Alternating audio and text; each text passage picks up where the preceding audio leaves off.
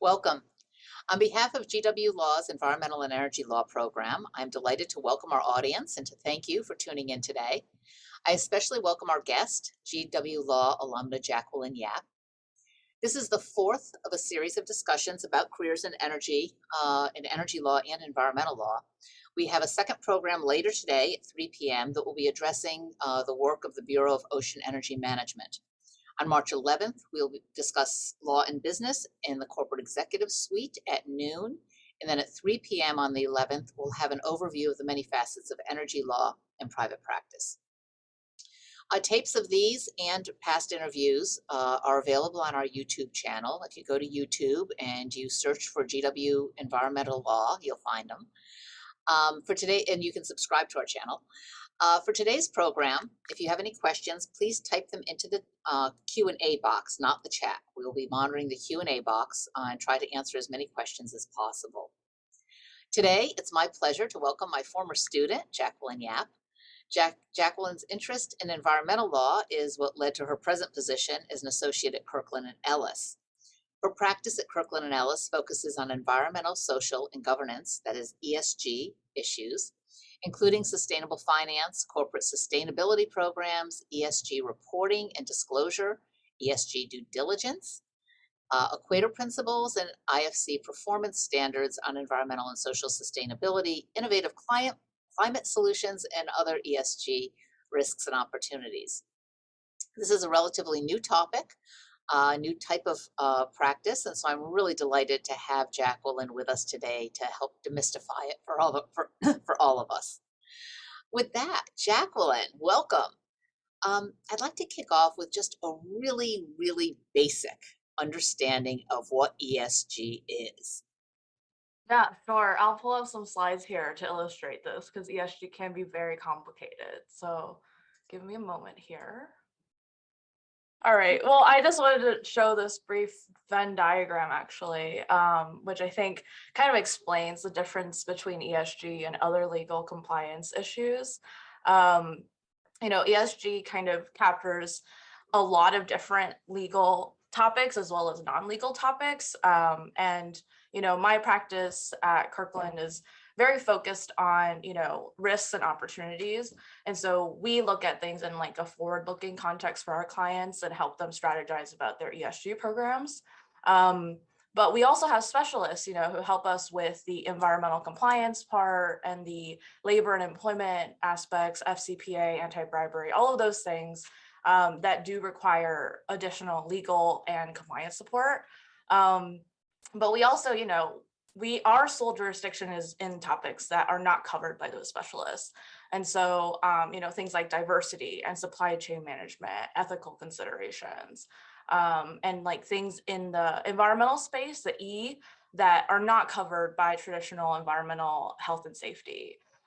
So that could include, climate change, biodiversity. Those are all topics that, especially, in the energy industry, have become really important. And so they need the support in order to keep up with some of the new regulations and also upcoming SEC rules, as well as, international frameworks that are kind of imposing new requirements.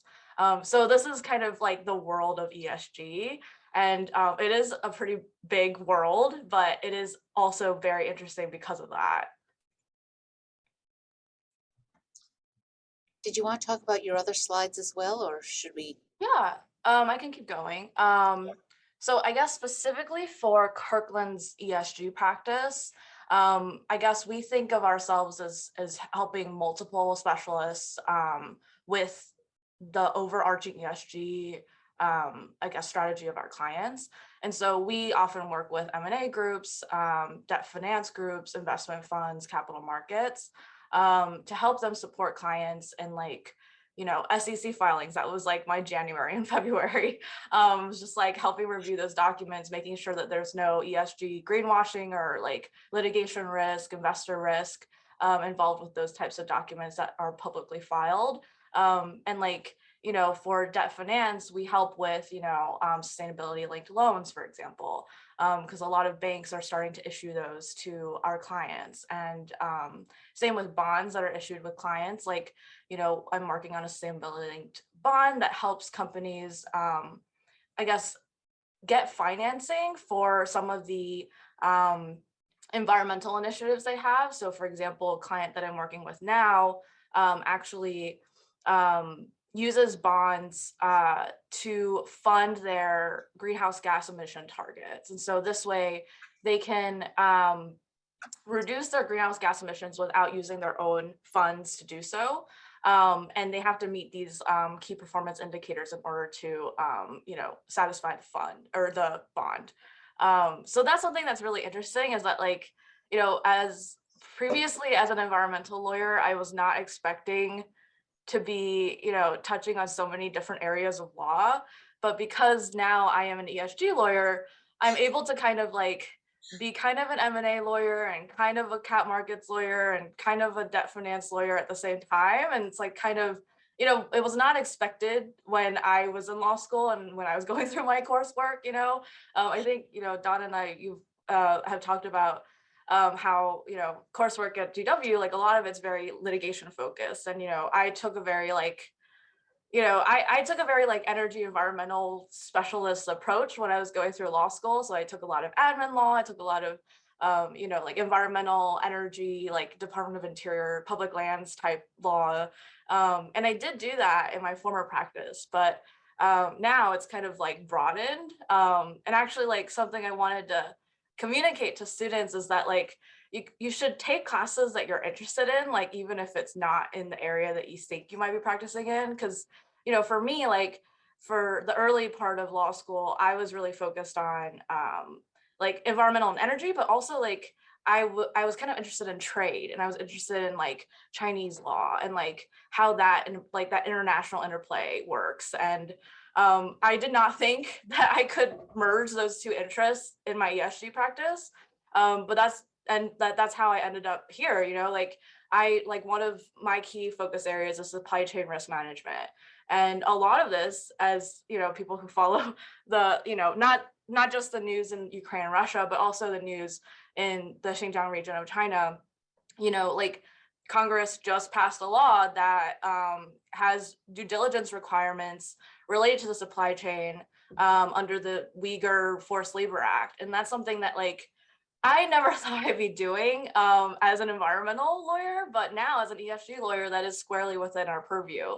So that's quite interesting. And like, if I hadn't taken like trade law classes or like securities law classes or like done an internship at the USTR, like I don't think I would understand the sanctions, exports, trade aspect of this supply chain risk law, right?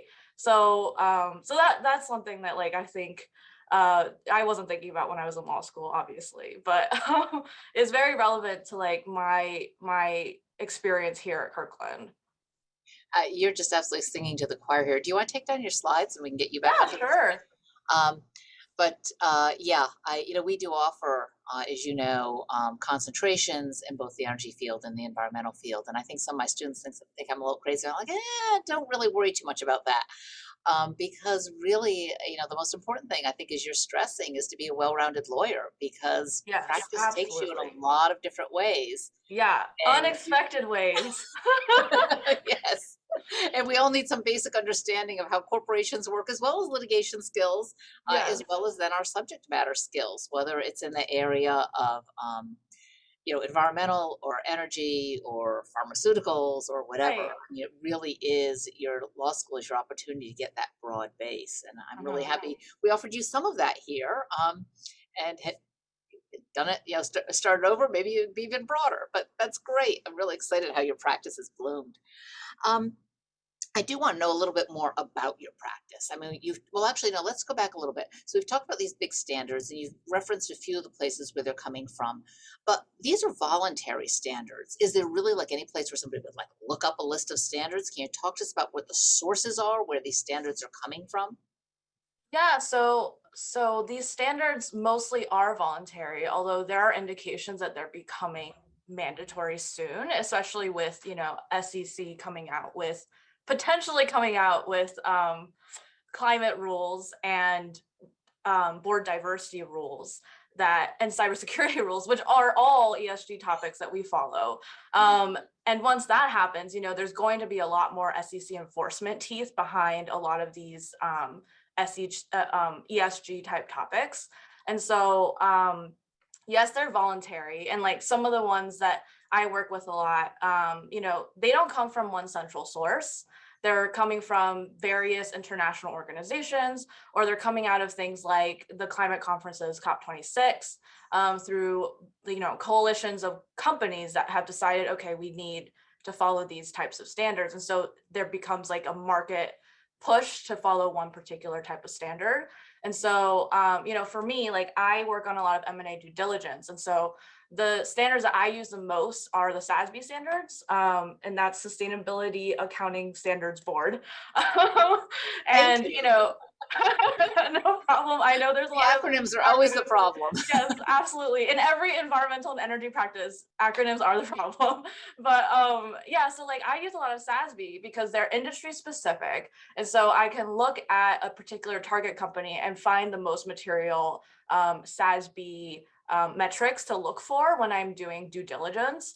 And so that's why I use SASB a lot. But a lot of my colleagues who work on fund formation for private equity clients, they might look at, UNPRI, which is UN Principles for Responsible Investing.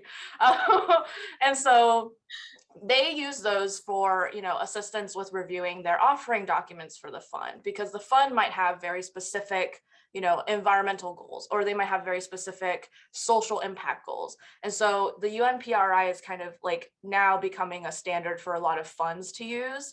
But, different funds come from different places, like I said, and there's one in particular that I think all of us are kind of following, because there's like an inkling that the SEC might adopt these or like use these as their, model for the SEC climate rules.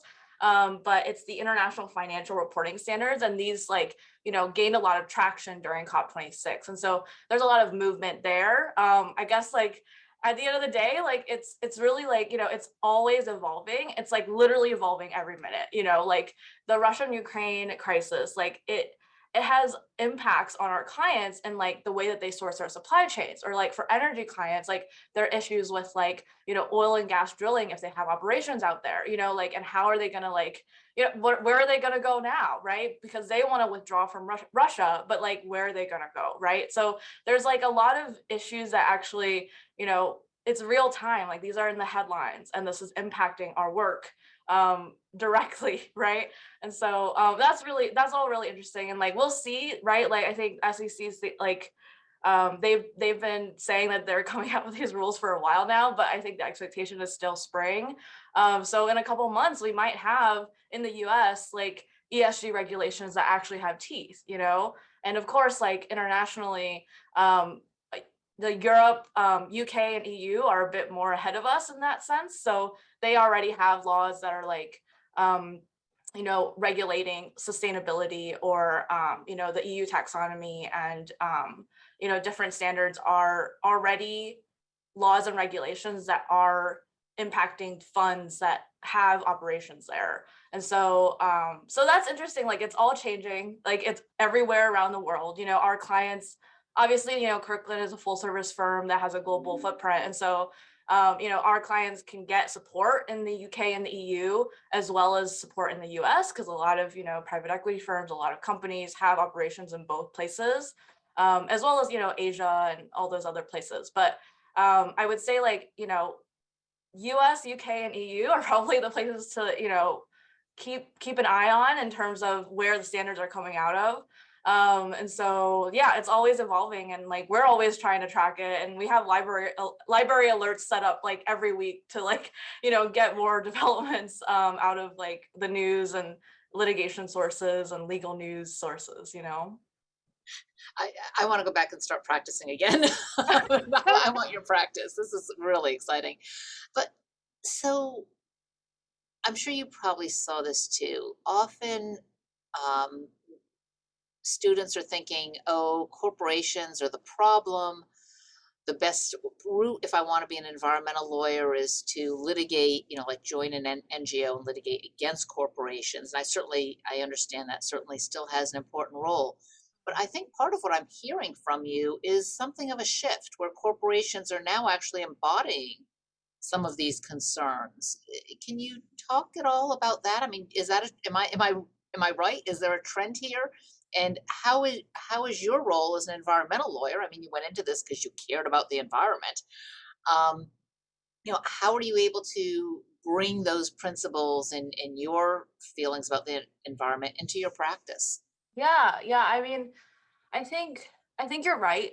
So yes, there is a trend in that sense, and like I think that's the entire practice of ESG in a way. Like we're forward looking, and we're helping companies develop their strategies for climate, develop their strategies for diversity, and like all in like an upward trajectory, right? We want to see improvements, and so it's very driven actually by the market. And so the reason why I say this is because for us, the top 20 private equity clients of Kirkland are the clients of the ESG group. We are driven by those kinds of market pressures. So like say for example, BlackRock says, hey, we want all of our portfolio companies to start reporting their greenhouse gas emissions. So when BlackRock does it, like all of the other private equity firms start to do it.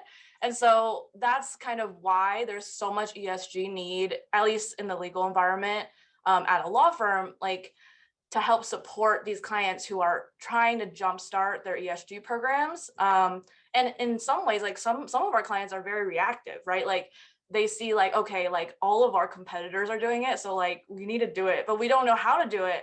So that's when we come in and we say, hey, like I think you should, consider these things like in your industry, like these are the risks and these are the things you should focus on.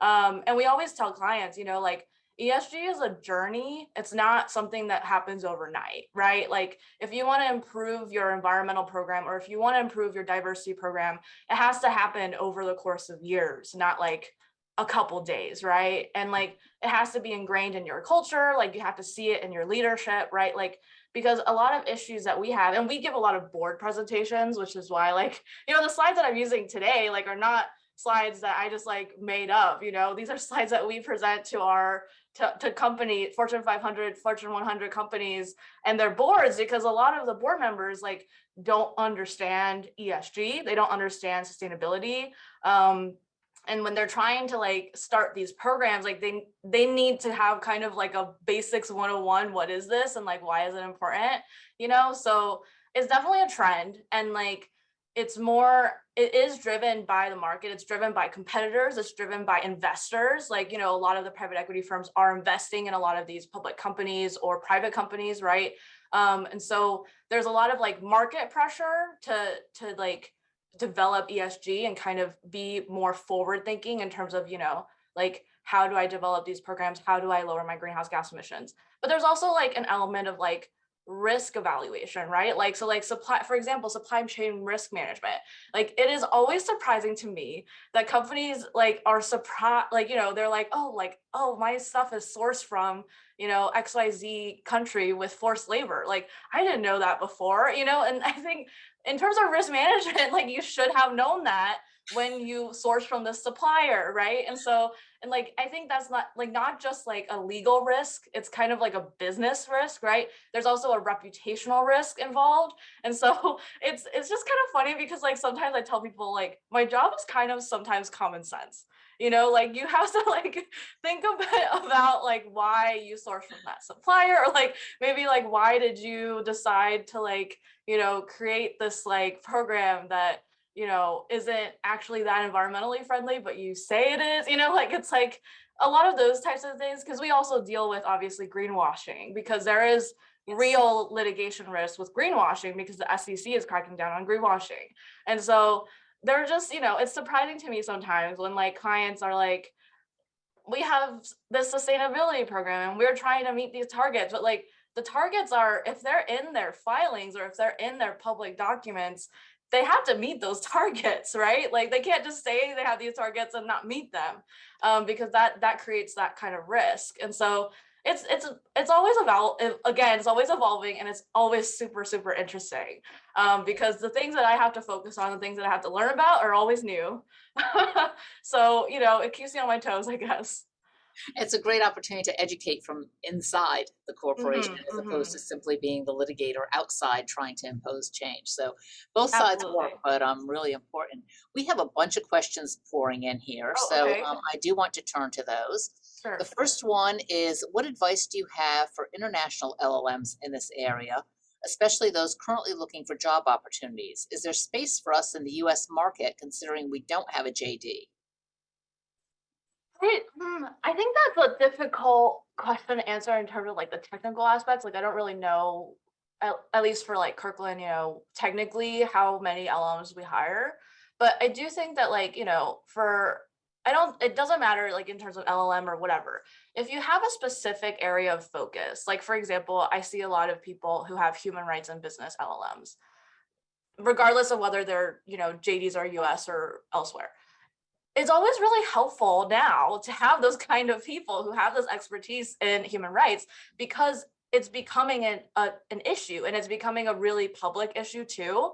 For example, like obviously the Uyghur stuff, like all of that is human rights related. And, a lot of lawyers are not equipped to analyze these types of issues, or like kind of, do the actual due diligence for their clients when it comes to these kind of issues. So, LLMs, I don't know, in terms of Yeah, I, international focus or not, I'm not sure if it's helpful or not, but definitely like topical focus is very, very useful. I would assume so. Certainly within law firms, they're typically looking to hire JDs, but Mhm. it sounds like you also rely on a lot of consultants or outside, or corporations at least, rely on consultants or their own internal people that have these areas of expertise, perhaps. Yeah. So I guess my advice might be to also look there, Yeah. or of course, obviously, in the country in which the person is licensed to practice. I mean, this is Yeah. it's a worldwide issue now. It is. It is. And honestly, you don't need to practice ESG in the US, right? Like, it is an Yes. international issue. You can move back to wherever you are and still find like a law firm that is hiring for like some sort of ESG role. Or Right. like you said, consulting firms. We work with consulting firms a lot. Like, some of the ones that I can think of are like the usual EHS ones, like Ramble or ERM. But there's a lot of consulting firms that are like starting to move into the space, like EY, I think McKinsey as well. And someone like PwC, like some of these large like accounting firms, are like firms that you think of as like Yes. consulting, are starting to hire a lot of sustainability technical people, analysts, because, for example, like GHG monitoring is extremely technical, and you need like a team of like 50 analysts to be able to like support that kind of data analysis, right? And so like there are a lot of avenues to do ESG. Like, it's not just at a law firm. I would say like the law firm example is probably the least common of all the different types of ESG careers you could have. We actually have another question. Uh, this is a non-lawyer who's actually um, in the ESG area.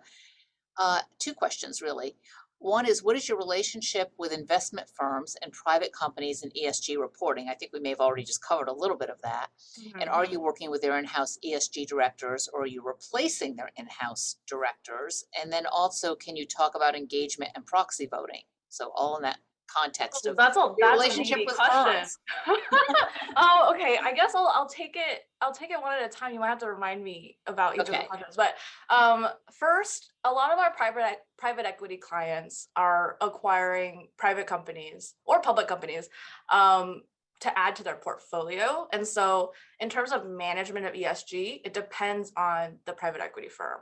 And so, some private equity firms are like very hands off. They're like, we just want to do the bare minimum. We just want to like do the ESG due diligence and like be done with it, and like just allow the portfolio company to like run itself, and like we'll help improve and do all the operational side of things. But like ESG is not going to be part of that back end management. And then their private equity firms are extremely involved. And so they have like not only the M&A due diligence aspect when they're acquiring the target company, but they also have these like rules and policies that like they impose on their portfolio companies that they then have to implement, and they'll do some sort of like annual reporting or annual check-in or something so that they can make sure that the portfolio companies are following the procedures and also meeting the particular targets of that private equity firm. Because at the end of the day, the private equity firm cares about this because they have to meet certain KPIs, key performance indicators. And so they have to do that through their portfolio companies. So if their portfolio companies are not meeting those KPIs, then the firm cannot meet their KPIs. And so it kind of is like a trickling thing. So I think that's the whole ESG reporting and management question. As for working with their in-house ESG directors, the answer is yes. We work with, so I spend a lot, especially when we're working with public companies or companies that are going public or exiting a portfolio. We work directly with usually like the GC, the general counsel, or like if they have a sustainability director, then we'll like talk to that person. But basically, every company is its own, right? Like, so their program is specific to them. And we have to, as their ESG counsel, would have to understand what they do already, how they are comparing to their peers, and what areas they can improve in. So like a lot of times for tech companies in particular, right, like they don't think about the E at all. Like they think, oh, like all of our operations are like remote and blah blah blah blah blah. But if they have data servers, those use a lot of energy.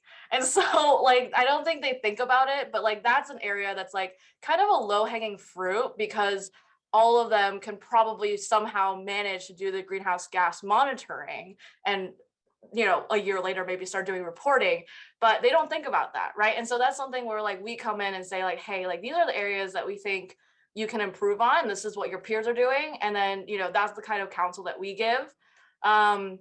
And remind me of the last question, sorry. Well, the last one, and we're going to be running over here if that's okay with you. We're Oh, going to yeah, run that's 2 fine. minutes, but because we still have a few more questions. The question was, can you talk about engagement and proxy voting? And I know that when you and I talked Sure. before, you talked a little bit about shareholder activism. So I think that's kind of this area.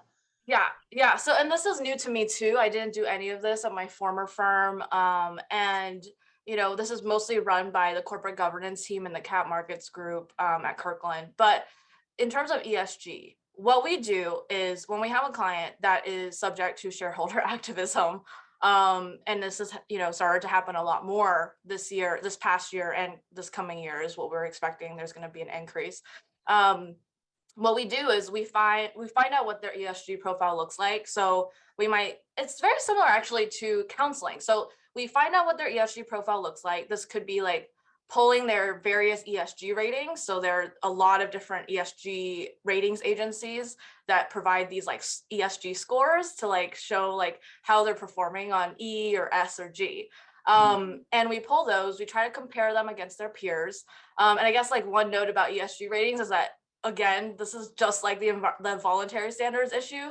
There's no standardized ESG rating methodology. And so almost all of these raters kind of have different grades for the same company on the same issues, so like they might weight things differently. And so it's very confusing for companies, and like it's hard, right? Like, because sometimes it looks bad when they're actually performing well, right? So we look at their ESG ratings, we tell them where their risk areas are. We, prepare like basically a defense against the shareholder activism issue. And, the proxy battles happen. And like, this is where it's very reactive. Like this part of my practice is like very unpredictable, so like we support the company and like try to get their ESG story, at least, because there's a balance. There's like, we want to publicly disclose all the good things that they're doing and like everything that they're trying to like implement in their company, but we also don't want to over disclose because that could lead to future litigation risk, right? So that's the balance that we're always trying to struggle with, because yes, we do have to make sure their proxy is like inclusive of everything that they're doing in order to paint a really great picture for them. Because, for example, like GHG monitoring, they might be monitoring, but they're not ready to report yet.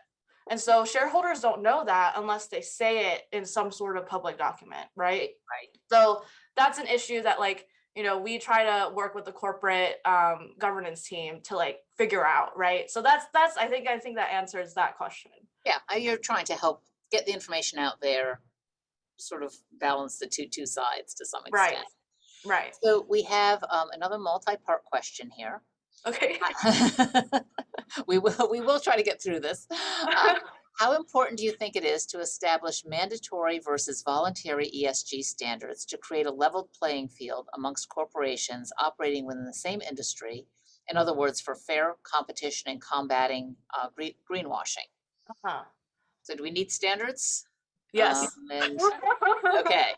The answer is yes, because it causes a lot of confusion, right? Like, if there are multiple standards and like maybe they're not consistent. I mean, I think for the most part, markets have kind of rallied around certain standards, right? Like if you're in a certain industry, you might start to use a certain standard, but it's confusing for companies, like, and they need advice on how to manage all of these different standards. So yes, absolutely, creating a mandatory standard that is kind of used across the board would be extremely helpful.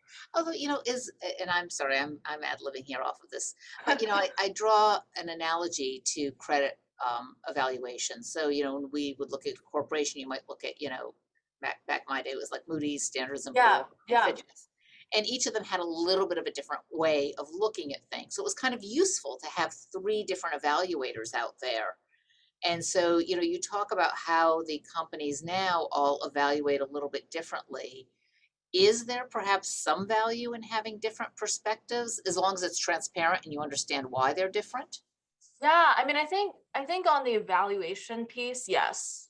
I think the current environment, because we were talking about ESG ratings earlier, the current environment is that there are just too many players.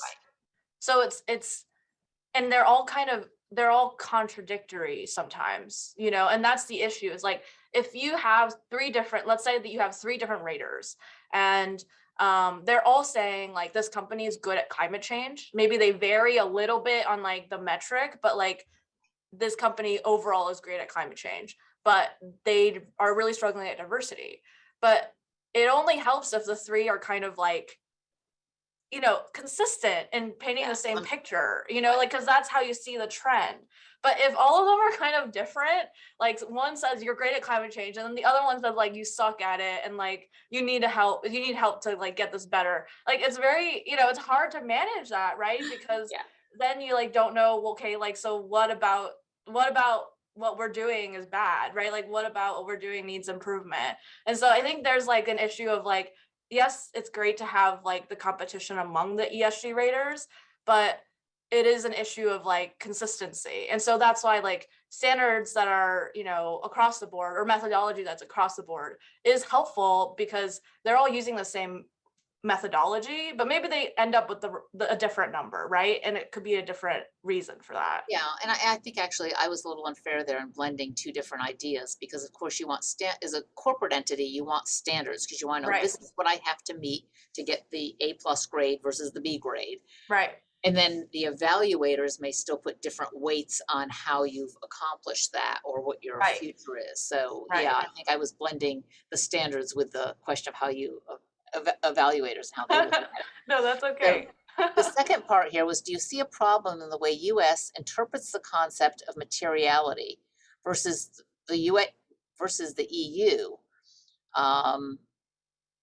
does so-called double materiality reporting? So differences in the concepts of materiality? There are differences in concepts of materiality. This is where the lawyer disclaimer comes in. I am not an EU lawyer, so I cannot speak to the materiality question and definition in the EU or the UK. But I think in the US, materiality is 100% defined by the SEC. So for us, like we know what we're looking for in terms of materiality.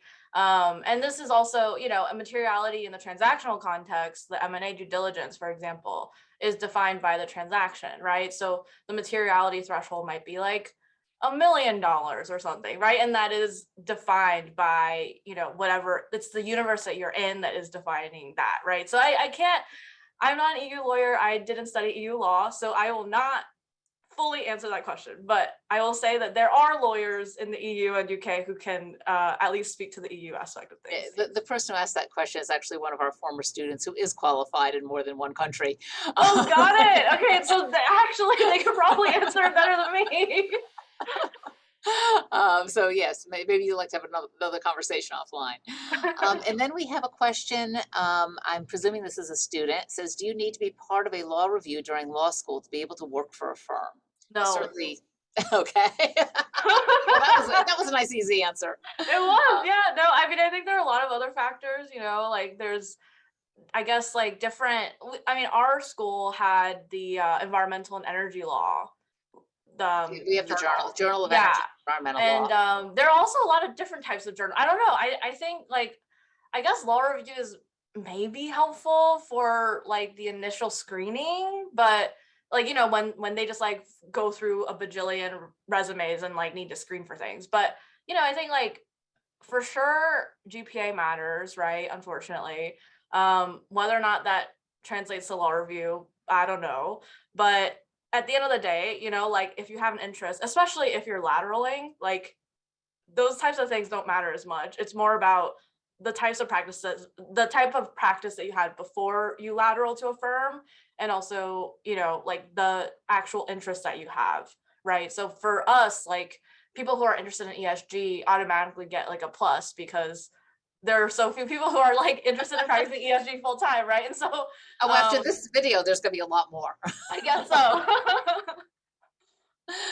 Yeah, I just, again, putting on my hat as a advisor to students, I would say that you're trying to build the best resume you can. Yes. Certainly, law review is viewed favorably because it's competitive, it's hard to get into. High GPAs are viewed favorably, but those aren't the beginning and end of everything. What you're actually doing, the things you're writing, the groups you're involved with, your networking. There's a lot of other ways to get yourself into a firm. And sometimes you get hired by one of the very top firms. Sometimes you start at a smaller firm and you move up, or you decide starting a big firm and you decide you want a smaller firm because you like that kind of practice. So I wouldn't say that, your future is determined based on whether or not you get onto law review. There's so many other things that go into that. Mm-hmm. Like blue booking, which I don't do at all anymore. Isn't it wonderful to have paralegals? I have so missed that. Yes. I can't do anything without my paralegal or my assistant. So, because apparently I can't schedule or make reservations for things on the right days. So, lots of support. The perks of big practice. Okay, well, we're devolving here, so I'm going to cut this off. Sure. Because I do want to make sure that people can, watch the whole thing without too big of an imposition on their time. But Jacqueline, this has been absolutely fascinating. I've learned a ton. I hope that our audience has learned a ton. And I really, really appreciate you doing this for us. Thank you so much. Of course, it was a pleasure. We'll talk to you soon. Okay, bye. Bye-bye.